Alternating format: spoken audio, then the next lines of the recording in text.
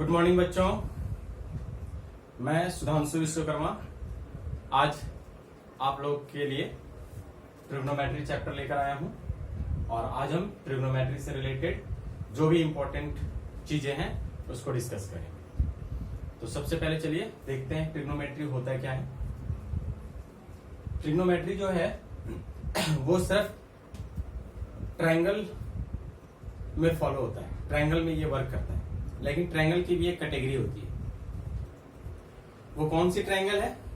Right angle triangle. अगर हम लोग ट्रिग्नोमेट्रिक के जो भी रूल है, फॉर्मूला है, उन फॉर्मूला को और रूल को अप्लाई करते हैं तो इसके रूल और फॉर्मूला केवल राइट एंगल ट्रायंगल में ही फॉलो होता है और किसी ट्रायंगल में नहीं होता है। तो सबसे पहले हम एक राइट एंगल ट्रायंगल बनाते हैं और जानने की कोशिश करते हैं ये राइट एंगल ट्रायंगल क्या होता है, इसके कौन कौन से पार्ट होते हैं। देखिए, ये आपके सामने एक ट्रायंगल है ABC। आप देखकर बता सकते हैं और जानते भी होंगे कि ये एक राइट एंगल ट्रायंगल है। इसे पहचानने का तरीका क्या होता है कि इस ट्रायंगल में जो तीन एंगल है उनमें से कोई एक एंगल 90 डिग्री का होना चाहिए। अगर ये ट्रायंगल 90 डिग्री है तो इसका मतलब किसी भी ट्रायंगल का अगर कोई एक कोण एंगल जिसको हम लोग कहते हैं, अगर वो 90 डिग्री है तो हम उस ट्रायंगल को राइट एंगल ट्रायंगल कहते हैं। राइट एंगल ट्रायंगल में जो 90 डिग्री होता है, 90 डिग्री का जो ऑपोजिट साइड होता है, फ्रंट साइड कह सकते हैं, तो हम इसे क्या बोलेंगे? हाइपोटेनस। इस साइड का नेम है हाइपोटेनस। और बाकी रिमेनिंग जो दो साइड्स बच गया, इस साइड्स को हम लोग परपेंडिकुलर और बेस कहते हैं। लेकिन एक बात ध्यान में रखना है कि ये जो हाइपोटेनस है वो हाइपोटेनस फिक्स होता है, परमानेंट होता है। 90 डिग्री का जो ऑपोजिट साइड है वो हाइपोटेनस होगा हमेशा, लेकिन परपेंडिकुलर और बेस जो होता है वो चेंज होता रहता है। कब चेंज होता है उसके बारे में मैं डिस्कस करूंगा। अभी हम लोग देखते हैं कि आपका ये एंगल 90 डिग्री है और ये दो एंगल जो है आपका एक्यूट एंगल होता है। एक्यूट एंगल मींस होता है less than 90 degree. The angle which is less than 90 degree is known as acute angle. तो राइट एंगल ट्रायंगल में वन राइट एंगल होता है means 90 degree. Another two angles जो है वो है आपका एक्यूट एंगल। तो आपको इनमें सारी चीजें पता चल गया। अगर आपको कोई भी ट्रायंगल से रिलेटेड ट्रिग्नोमेट्रिक का फंक्शंस दिया हो और उसमें कहा गया हो कि आप यूज कीजिए एंगल C और एंगल A, किसी की भी वैल्यू अगर दी हो एंगल C और एंगल A, तो आप समझ लीजिए कि जो भी एंगल दिया हो उस एंगल का जो अपोजिट साइड होगा वह परपेंडिकुलर होगा। The opposite side of given acute angle is perpendicular. थोड़ा नोट कर लीजिएगा, परपेंडिकुलर होता क्या है? P is the opposite, P means perpendicular side, perpendicular side है ये।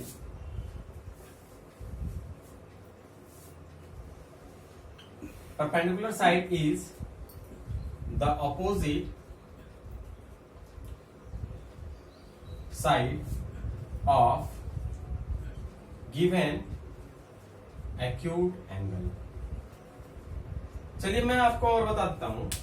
ये आपका ट्रायंगल दिख रहा है, अगर ये एंगल गिवन हो तो आपका ये परपेंडिकुलर हो जाएगा। अगर ये एंगल गिवन हो तो ये परपेंडिकुलर हो जाएगा और जो रिमेनिंग बचेगा वो बेस हो जाएगा। अगर हम इसको यूज करता हूं तो ये परपेंडिकुलर, ये बेस। अगर इस एंगल को यूज करता हूं तो ये परपेंडिकुलर और ये बेस हो जाएगा। But hypotenuse never be changes.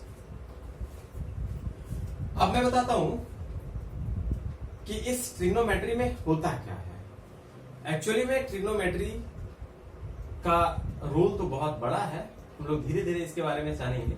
सबसे पहले मैं बताता हूं कि ट्रिग्नोमेट्री जो है वो राइट एंगल का जो भी पार्ट्स है, इसमें क्या क्या पार्ट्स आपको दिख रहा है? आपको दिख रहा है इस राइट एंगल ट्रायंगल्स में 3 साइड्स एंड 3 एंगल्स। ये जो 3 साइड्स हैं और 3 एंगल्स हैं, तो राइट एंगल ट्रायंगल्स के जो साइड्स का रिलेशन होता है, रिलेशंस बिटवीन टू साइड्स, अगर किसी भी राइट एंगल ट्रायंगल्स के किसी भी टू साइड्स को एक फिक्स्ड एंगल के साथ अगर हम लोग उसका रेशियो फाइंड करते हैं, then it is always a fixed value, always constant. तो आपको समझ में आ रहा होगा ट्रिग्नोमेट्रिक क्या है। ट्रिग्नोमेट्रिक जो है वो रिलेशंस को शो करता है, राइट एंगल ट्रायंगल्स के साइड के रिलेशंस को शो करता है। तो सबसे पहले अब हम बताते हैं कि कैसा रिलेशन शो करता है। तो देखिए, सबसे पहले हम लोग डिस्कस करते हैं क्या क्या रिलेशंस हो सकता है। सबसे पहले ये परपेंडिकुलर लेते हैं और हाइपोटेनस लेते हैं। मान लेते हैं आपके पास ये परपेंडिकुलर है और हाइपोटेनस, उन दोनों का जो रेशियो है एक कोई फिक्स्ड वैल्यू होगा, ठीक है। दूसरा अब आपके पास आता है बेस और हाइपोटेनस, इसकी रेशियो को अगर हम लेते हैं ये भी एक फिक्स्ड वैल्यू होगा। अगर मान लिया जाए हम लोग परपेंडिकुलर और बेस को लेते हैं तो इसकी भी कुछ ना कुछ फिक्स वैल्यू होगा for a given fixed angle. कोई भी एंगल अगर फिक्स्ड एंगल गिवन है और उसमें हम इसकी वैल्यू फाइंड करते हैं तो इसकी वैल्यू हमेशा जो होगी वो कांस्टेंट होगी। तो इस कांस्टेंट को हम किस चीज से डिनोट करेंगे? परपेंडिकुलर और हाइपोटेनस का जो रेशियो होगा, इस रेशियो को हम कैसे डिनोट करेंगे? तो इसको डिनोट करने के लिए एक वर्ड यूज किया गया है और वो वर्ड है आपका sine theta, where theta is the angle. Theta क्या है? आपका एंगल है। चलिए अब बात करते हैं बेस और हाइपोटेनस। तो बेस और हाइपोटेनस का जो रेशियो है इसको डिनोट करने के लिए कौन सा वर्ड लिया गया है, कौन सा वर्ड का यूज किया जाता है? तो वो है आपका कॉस थीटा। एक और आता है हमारे पास पी और बी का, तो इसके लिए हम लोग यूज करते हैं टेन थीटा, ठीक है। तो बच्चों आप लोगों के दिमाग में एक और सवाल आया होगा कि चलिए पी बाई एच का हमने रेशियो निकाला, पी और एच का निकाला, तो हम ऐसा भी तो लिख सकते हैं H by P, just opposite. ऐसा भी लिख सकते हैं एच बाई बी और बी बाई पी भी लिख सकते हैं। तो देखिए ये जो है इसका जस्ट इनवर्स है ये। तो जैसे ही इसका इनवर्स यूज करेंगे, उल्टा यूज करेंगे, तो इसका नेम जो है वो चेंज हो जाएगा और इसके नेम के लिए एक न्यू वर्ड यूज करेंगे। मेनली ये 3 है, लेकिन जस्ट जैसे ही हम इन तीनों का इनवर्स करते हैं तो 3 और वैल्यू आ जाता है और उसके लिए अलग अलग वर्ड यूज किया गया है और वो है आपका cosec theta, sec theta, cot theta. तो ये आपका 6 फॉर्मूला हो गया, बेसिक फॉर्मूला। आपका टोटल ट्रिग्नोमेट्री जो है इसी 6 फॉर्मूले से रिलेटेड है। हर जगह आपको ये देखने को मिलेगा। आपको लग रहा होगा कि ये सब क्या है, P by H, P by H. मान लेते हैं हम ये एंगल का इस्तेमाल कर रहे हैं थीटा का, तो थीटा के लिए अगर सी यूज करते हैं तो इसके लिए परपेंडिकुलर क्या होगा? A B. तो आप समझ लीजिए, ब्रैकेट में मैं थोड़ा लिख देता हूं, यहाँ पे हम लोग परपेंडिकुलर के लिए कैसे यूज करेंगे फिगर के अकॉर्डिंग। पी क्या हो जाएगा आपका? A B. हाइपोटेनस क्या हो जाएगा आपका? तो हाइपोटेनस हो जाएगा आपका ए सी। बी क्या हो जाएगा आपका? B C. और हाइपोटेनस क्या हो जाएगा? ए सी। परपेंडिकुलर आपको मालूम ही है ए बी। और बेस आपका क्या हो जाएगा? B C. तो इस तरीके से आप इसके वैल्यू को पुट कर सकते हैं। सिमिलरली उसी तरीके से इसमें भी पुट कर सकते हैं। चलिए मैं आपको और कुछ बताता हूं। बच्चे इसमें कंफ्यूज हो जाते हैं, P by H, B by H, P by B, confuse हो जाते हैं कि हम इसे रिमेंबर कैसे रखें। तो रिमेंबर के लिए सबसे इजी है कि आपको कम से कम मिनिमम ये 3 नंबर याद रखना पड़ेगा और उसके बाद ये 3 इसका just reciprocal of sine theta equal to cosec theta. सिर्फ नेम आप याद कर लीजिए, सीक्वेंस वाइज जैसे हम बता रहे हैं बिल्कुल उसी तरीके से। ये जो है आपका साइन, कॉस, टेन, कॉसेक, सेक, कॉट, आपको एकदम इस तरीके से सीक्वेंस में याद कर लीजिए। बाकी जो आपका यहाँ पे रह गया रेशियो वाला terms, perpendicular, hypotenuse, base, hypotenuse, perpendicular, base, ये सारा जो आपका यहाँ पे जो वैल्यू है, साइड्स जो हैं, इन साइड्स को रिमेंबर करने के लिए एक सिंपल सा मेथड यूज किया जाता है और ये बहुत ही पुराना है।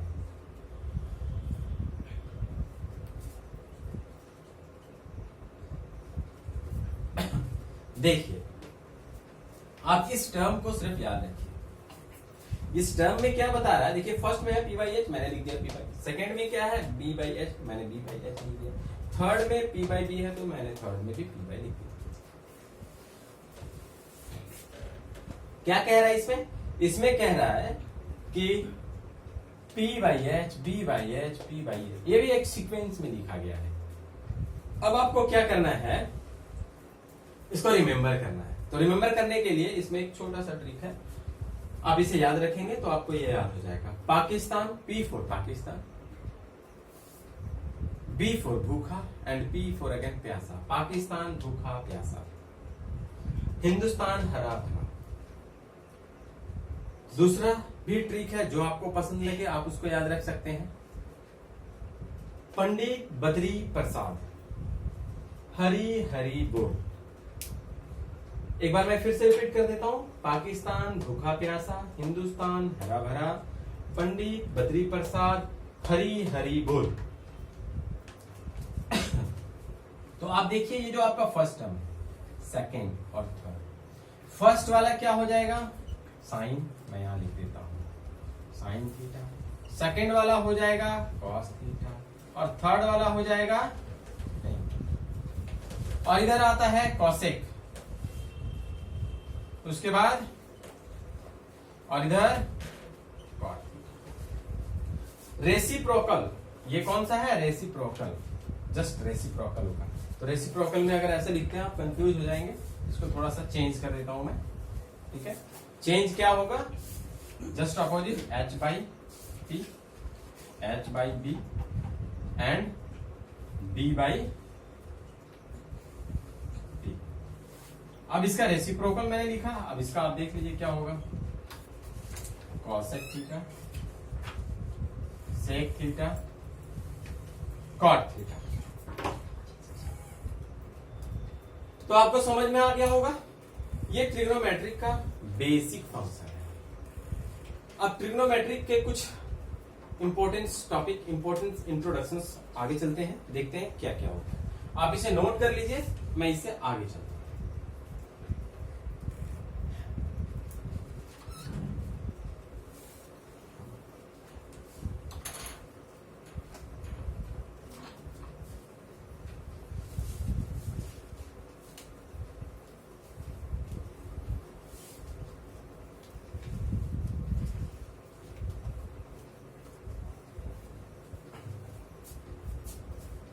देखिए बच्चों, आपके पास ये एक राइट एंगल ट्राइंगल है, ए बी सी, आपका ये 90 डिग्री हो गया। इस कंडीशन में क्या क्या हो सकता है, आपके पास ये जो एक्यूट एंगल है, इस मैंने बोला था कि जो भी रेशियो होगा वो रेशियो किसी फिक्स्ड एंगल पे वो कांस्टेंट होगा। रेशियो की जो वैल्यू होगी फिक्स्ड एंगल पे, एंगल हम कौन सा यूज करेंगे, तो अभी आपको बेसिक जो पढ़ना है वो कौन कौन सा एंगल पढ़ना है, 0 degree, 30 degree, 45 degree, 60 degree and 90 degree. आपको केवल इतना ही पढ़ना है। थोड़ा सा मैं बताऊं इसमें कि ये जो वैल्यू है, अगर मान लिया जाए कोई भी एक एंगल, राइट एंगल को छोड़ करके उसकी वैल्यू को अगर हम 0, 30, 45, 60, 90 यूज करते हैं, तो जो उसके साइड्स की जो रेशियो है उस रेशियो की वैल्यू क्या क्या हो सकती है। तो चलिए इसमें जरा सा देखते हैं। सबसे पहले हम लोग यूज करते हैं साइन थीटा। थीटा की वैल्यू 0 डिग्री जब होगी तो क्या होगा,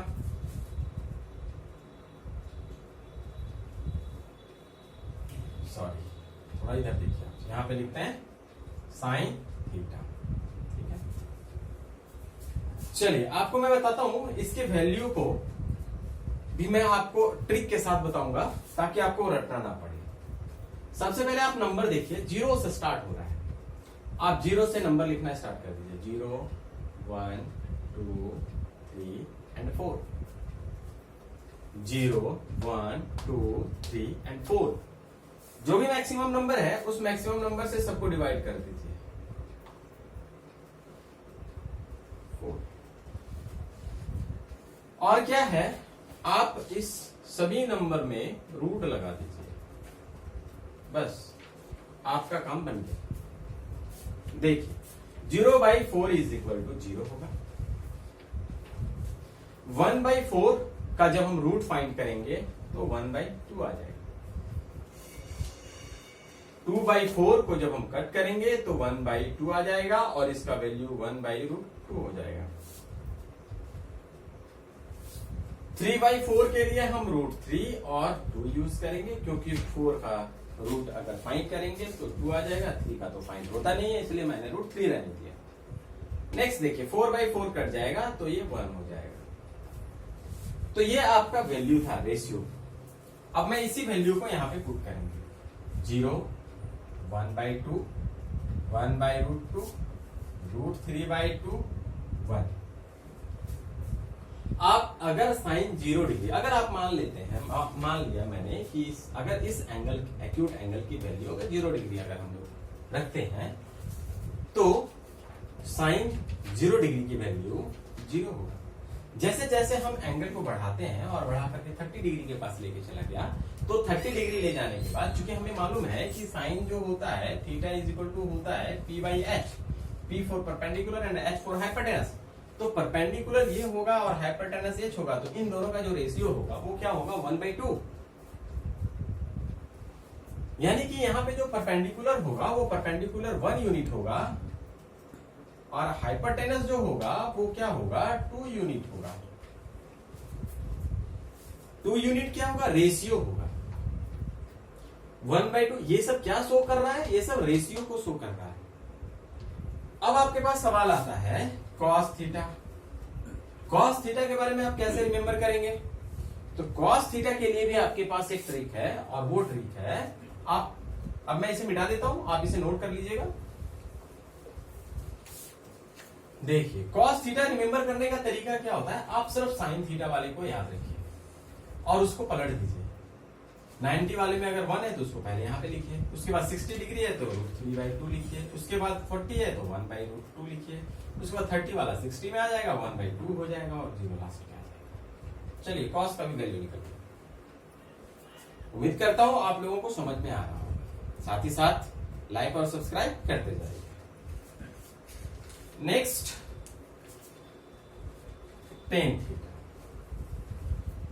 tan थीटा की वैल्यू जो है वो भी बहुत इंटरेस्टिंग है, आप लोगों को बहुत मजा आएगा।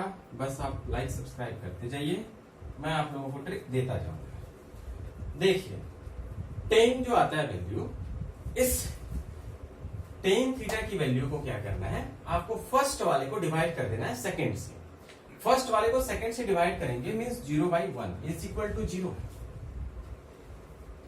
0/1 इज इक्वल टू 0, तो 0 होगा। अब फिर से फर्स्ट वाले को सेकंड से डिवाइड कीजिए। देखिए 1/2 डिवाइडेड बाई √3/2 क्या हो जाएगा, 1/2 into 2/√3 cancel is equal to 1/√3। इसकी वैल्यू हो जाएगी 1/√3। नेक्स्ट देखिए 1/2 को 1/√2 से डिवाइड करेंगे तो 1 आ जाएगा। अगेन √3/2 को 1/2 से डिवाइड करेंगे 2 कैंसिल हो जाएगा, √3 बचेगा। और एक चीज लास्ट में बच गया, अगर आप 1 को 0 से डिवाइड करेंगे तो इसकी वैल्यू इनफिनिटी आती है, अनडिफाइंड। इसको अनडिफाइंड भी कहते हैं। चलिए तो अनडिफाइंड ये जो है इस टर्म्स को यहां पे रिप्रेजेंट कर दिया जा रहा है। तो दोस्तों उम्मीद कर रहा हूं कि आप लोगों को अच्छे से समझ में आ रहा होगा। अब मैं आगे चलता हूं और देखिए इसमें क्या है, आपको अभी तक साइन, कॉस और टेन का पता चला है। अभी आपके पास 3 और बचे हुए हैं। आपके माइंड में सवाल आ रहा होगा कि बाकी 3 तो याद हो क्या, बाकी 3 कैसे याद होगा। तो आपको जरा सा भी चिंता करने की जरूरत नहीं है, वो भी आपको समझ में आ जाएगा। जिस तरीके से, जितने आसान तरीके से ये समझ में आया, उससे भी इजी तरीका है। मैंने बताया था आप लोगों की कि आप सीक्वेंस में नेम याद रखिए, sine cos ten, sine cos ten, sine cos ten. आप इसे 4, 5, 10 जितनी बार संभव हो सके आप इसे बोलिए। नेक्स्ट देखिए, इसके बाद क्या आता है बताइए, कॉसेक, कॉसेक थीटा। सेकंड क्या आता है, सेक थीटा, और लास्ट क्या आता है, टेन थीटा। मैंने बताया था ये कॉसेक क्या है, रेसिप्रोकल है। किसका रेसिप्रोकल है, साइन का रेसिप्रोकल है। तो साइन का रेसिप्रोकल क्या होगा, 0/1, नीचे कुछ भी नहीं मीन्स 1 है। इसका रेसिप्रोकल क्या होगा, 1/0, और 1/0 का वैल्यू मैंने अभी अभी आपको बताया, यहाँ पे क्या होगा, अनडिफाइंड। चलिए मैंने यहाँ पे भी अनडिफाइंड। इसका रेसिप्रोकल कीजिए, 1/2 का रेसिप्रोकल क्या हो जाएगा, 2/1 मतलब 2। 1/√2 का रेसिप्रोकल क्या हो जाएगा, √2। बहुत मजा आ रहा होगा। √3/2 का रेसिप्रोकल क्या हो जाएगा, 2/√3, और 1 का रेसिप्रोकल 1। नेक्स्ट कॉसेक का देखिए, 1 का रेसिप्रोकल 1। चलिए बहुत सारा तरीका है। इसका रेसिप्रोकल कीजिए, कितना हो जाएगा, 2/√3। इसका रेसिप्रोकल कीजिए, कितना हो जाएगा, √2 हो जाएगा। इसका रेसिप्रोकल कीजिए, 2 हो जाएगा, और इसका रेसिप्रोकल करेंगे तो 0 लिखा हुआ है, तो इसका भी अनडिफाइंड हो जाएगा। देखिए दोस्तों, जैसे मैंने यहाँ पे बताया था आपको कि इस नंबर को याद रखो, इसको जस्ट इनवर्स कर दो, तो इधर वाला टर्म्स यहाँ से लिखना स्टार्ट कर देंगे, उल्टा लिखना स्टार्ट कर देंगे। बिल्कुल यहाँ भी उसी तरीके से, लास्ट में 1 है तो फर्स्ट में यहाँ 1 हो गया, सेकंड लास्ट में 2/√3 है तो 2/√3, √2 का √2, यहाँ 2 का 2, यहाँ पे अनडिफाइंड का अनडिफाइंड। तो इस तरीके से ये कंप्लीट हो गया। अब आप इसे फर्स्ट को सेकंड से डिवाइड कर सकते हैं और 10 निकाल सकते हैं, और नहीं तो उससे भी इजी है, आप इसका रेसिप्रोकल कर दीजिए। 0/1 मींस 1/0, इसका रेसिप्रोकल हो जाएगा तो क्या हो जाएगा, 1/0। 0/1 है, रेसिप्रोकल 1/0, तो 1/0 क्या होता है, अनडिफाइंड। इसका रेसिप्रोकल क्या हो जाएगा, √3। इसका रेसिप्रोकल 1, इसका रेसिप्रोकल 1/√3, और ये किसका रेसिप्रोकल आया, ये रेसिप्रोकल आया था 1/0 का, तो इसका रेसिप्रोकल करेंगे तो क्या हो जाएगा, 0। तो बच्चों आप इसे नोट कर लो, मैं धीरे धीरे आपको सारा फॉर्मूला बताता जाऊंगा। उम्मीद करता हूं कि आपको अच्छे से समझ में आया होगा। मैं आपको एक इंपॉर्टेंट चीजें बता देता हूं, ये जो भी वैल्यू आपको दिख रहा है, ये सारा का सारा वैल्यू रेशियो के फॉर्म में होता है। तो आप ये चीजें माइंड में रखिएगा, ये रेशियो है, एक्यूरेट वैल्यू नहीं है। आप इसे नोट कीजिए। मैं उम्मीद करता हूं आप लोगों को अच्छे से समझ में आ रहा होगा। नेक्स्ट एक छोटा सा फॉर्मूला बता देता हूं, उसके बाद मैं वीडियो को एंड करूंगा।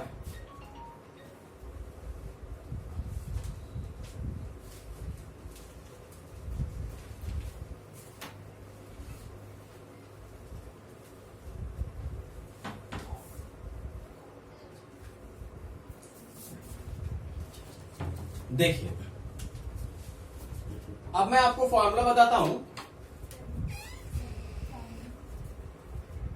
मैंने आपको बताया था कि आप कुछ याद रखिए लिस्ट में। देखिए मैं आपको sine theta, cos theta, tan theta, cosec theta, sec theta और कॉट थीटा मैंने आपको बताया था। मैं आपको एक ट्रिक देता हूं फॉर्मूला लिखने का तरीका, और भी बहुत सारे फॉर्मूला बता रहा हूं। अभी मैं सिर्फ फॉर्मूला बता रहा हूं, फिर मैं आपको एक एक करके क्वेश्चन भी सॉल्व करूंगा।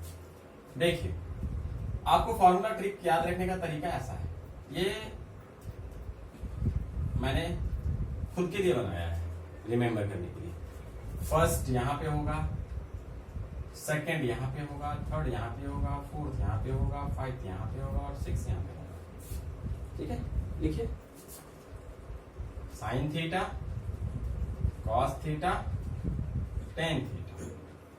फिफ्थ नंबर में आपका आ जाएगा sec theta, cosec theta, cot theta.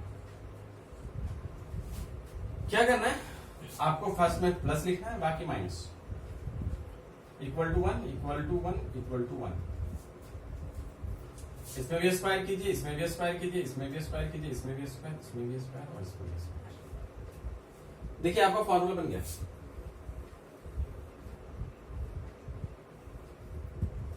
ये आपका फॉर्मूला है, मेन फॉर्मूला ये आपका। इससे बहुत सारे फॉर्मूला बने। जैसे कि मैं आपको बता दूं, ये इक्वेशन नंबर 1, अगर मैं इक्वेशन नंबर 1 को यूज करता हूं तो देखिए कितना सारा फॉर्मूला बनता है। लेकिन ये आपको तभी याद होगा जब ये सारा चीजें सीक्वेंस में आपको याद होगा। देखिए क्या क्या बनता है। इक्वेशन 1 को यूज करता हूं। फर्स्ट में क्या लिखा हुआ है, sine square theta plus cos square theta is equal to 1। हम ऐसा भी लिख सकते हैं, sine square theta is equal to 1 minus cos square theta. Sine theta is equal to root under 1 minus cos theta. चलिए कितना फॉर्मूला बन गया। आपका मेन फॉर्मूला ये था, इससे आपका 1 2 बन गया। फिर मैं फाइंड करता हूं, cos square theta is equal to 1 minus sine square theta. Cos theta is equal to कितना हो गया, रूट उधर चला जाएगा, 1 माइनस साइन स्क्वायर थीटा। तो इस तरीके से देखिए आपका ये सिंगल एक फॉर्मूले से कितना सारा फॉर्मूला बन गया।